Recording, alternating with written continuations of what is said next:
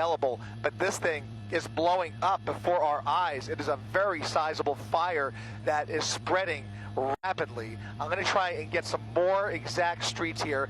If you bear with me 1 second, Lucas, pan over to the right. So that's Runyon Canyon Road to the right there. And if we pull out all the way so we can just put this into a frame of reference. It's just south of Mulholland Drive. And if we come all the way out, you can see due north of Bonita Avenue and Vista Street off of Hollywood Boulevard. So we're talking about 1.5 miles north of Hollywood Boulevard that is now on fire. It appears to be all brush at this point.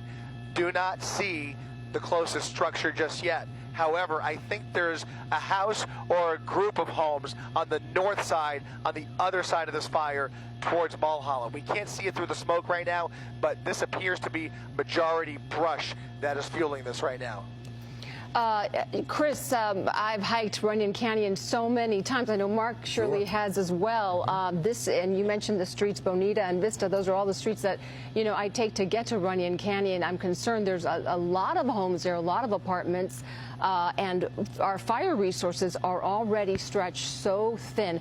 Are you seeing any evidence of any response yet? I know it is dark, and I know we're just starting to follow it. This just broke out, but it doesn't look like it, does it? I got to tell you, we saw this fire, I think, before LA City Fire got the call. They have been dispatched out here, and that's Fire 3, that helicopter flying right through the shot right there.